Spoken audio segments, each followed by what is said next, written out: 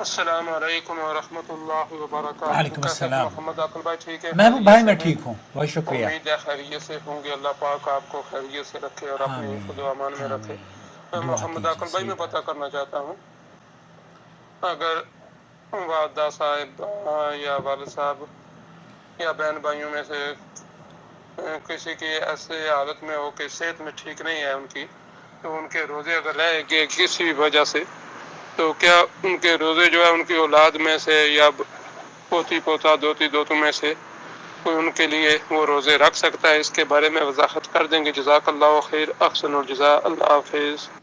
میں آپ کو محبوب بھائی بہت اہم سوال ہے لے کر چلتا ہوں شیخ عبداللہ المطلق کی محفل میں. سعودی عرب کے بڑے علماء میں شمار ہوتا ہے. ان سے یہی سوال پوچھا جا رہا ہے. سنتے ہیں شیخ کی بات. جواب یہ ہے، دیکھیں سیدھا سادھا جواب دینے سے بہتر یہ ہے، شیخ فرما رہے ہیں کہ اس کا تفصیلی جواب ہونا چاہیے، کیونکہ بہت سے مریض ایسے ہیں جنہیں کچھ کرنے کی ضرورت نہیں ہے. بہت سے مریض ایسے ہیں جن کے اوپر کچھ لازم ہے اور جن کے اوپر کچھ لازم نہیں ہے. تفصیل سے سمجھتے ہیں.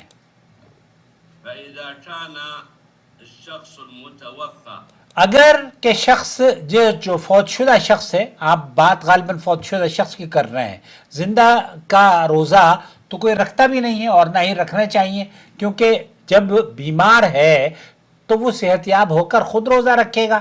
اب آپ فوت شدہ روزے کی بات کر رہے ہیں یا مرحومین کے روزے کی، جو ہمارے یہاں انتقال کر گئے ہیں. ایک ایسی بیماری سے دوچار ہے جیسے کہ الزائمر ہے یا کینسر ہے،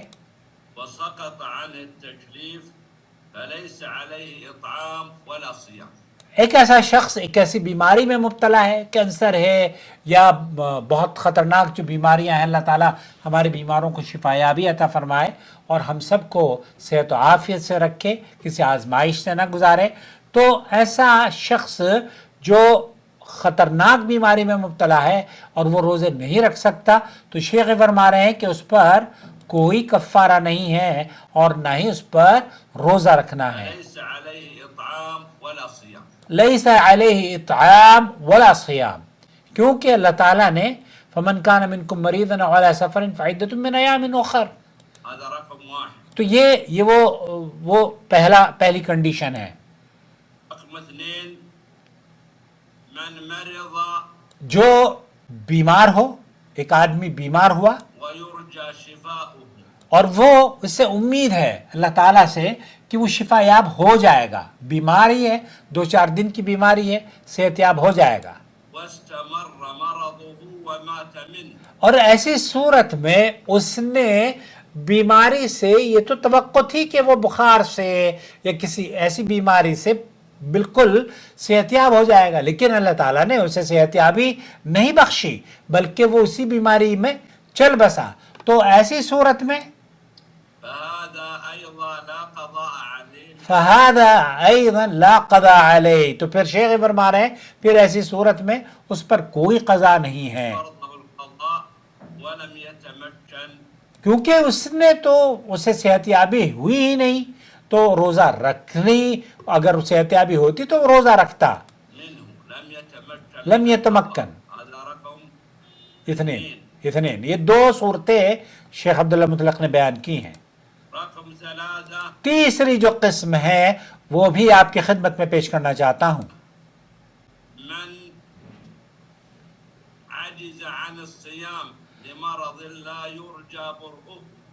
ایک ایسا شخص جو کہ دائمی بیمار ہے اور وہ شفا یابی اس کو نہیں نظر آتی،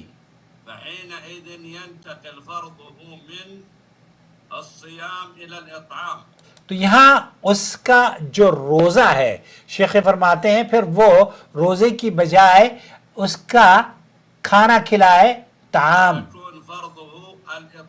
الاطعام، تو اسے روزے کی بجائے کفارہ کھانے کی شکل میں کھلائے گا. اور اگر وہ نہیں دے سکتا تو پھر اس کے، جیسے آپ نے بتایا، پوتا پوتے، اولاد ہیں، بہن بھائی ہیں، جو بھی کوئی ہے وہ اس کو کھانا کھلائیں گے. جو چوتھا ہے، چوتھی بات یا چوتھا شخص، من بقي عليه الصوم ولكنه يؤجله. ایک ایسا شخص جس کے اوپر روزے اس نے نہیں رکھے اور وہ ٹال مٹول کرتا رہا، پھر وہ روزے نہیں رکھ پایا، يؤجله حتى مات. اس ٹال مٹول سے، اس تاخیر کرنے سے پھر وہ اس دنیا سے چلا گیا اور روزہ بھی نہیں رکھ پایا. يعني المفروض يصوم في شوال شهر 11 ما اس کو یہ چاہیے تھا کہ جیسے روزے نہیں رکھے ہیں رمضان میں، عام طور پر عورتیں ہیں 5-6 روزے نہیں رکھے ہیں رمضان میں، اب وہ کیا کرتی ہیں، پورے سال انتظار کرتی ہیں. پورے سال انتظار نہ کریں، شوال میں روزے رکھ لیں. اب شوال میں روزے نہیں رکھے اور عورت کو حیض کے جو چھوٹے ہوئے روزے تھے وہ قضا نہیں کر پائی ہے اور موت آ گئی ہے صفر مات. اور پھر وہ مر گیا ہے. بإمكانه أن يقضيه. آپ اس شخص کے بارے میں جو چوتھا شخص ہے، اس کو اللہ تعالیٰ نے مہلت دی اور اس کو یہ موقع بھی ملا کہ یہ روزہ رکھ سکتا تھا. هذا يطعم عنه. هذا يطعم عنه. پھر اس کو اپنے روزوں کے بدلے جو اس کے رشتہ دار ہیں، لواحقین ہیں، وہ کھانا کھلائے، کفارہ دیں. نعم يا نعم أحسن الله إليك. تو یہ وہ صورتحال ہے جس کے بارے میں سماحت شیخ عبداللہ المطلق نے بیان کیا ہے کہ وہ بیماری اگر صحت یاب ہونے کی بیماری ہے تو جب وہ صحت یاب ہو جائیں گے تب روزہ رکھیں، اور اگر وہ صحت یاب نہیں ہو سکتے ہیں اور اسی درمیان وہ فوت ہو جاتے ہیں تو پھر ان پر کوئی حرج یا کوئی کفارہ نہیں ہے. میرے خیال سے آپ یہی جاننا چاہ رہے تھے، امید ہے وضاحت ہو گئی ہوگی. والسلام علیکم ورحمۃ اللہ. رمضان کے مسائل کے سلسلے میں آپ ہمیں ہمارے نمبر پر وائس میسج کر دیجئے. میرا نمبر ہے 0096650468631 رمضان کے بابرکت مہینہ ہے. اس بابرکت مہینے میں نیکیوں کا موسم ہے اور صدقہ جاریہ کریں، لوگوں کے لیے آسانیاں پیدا کریں اور ہمارے چینل کی ویڈیوز دوسروں کے ساتھ شیئر کریں تاکہ ان کے روزے بھی درست ہوں اور آپ کو اور ہمیں اجر ملتا رہے. اور جوائن ممبرشپ کے ذریعے اس رمضان میں ہمیں سپورٹ کرنا شروع کر دیجئے.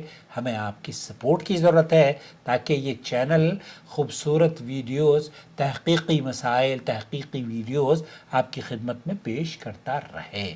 آپ کا بھائی محمد عاقل، جدہ سے، مملکت سعودی عرب.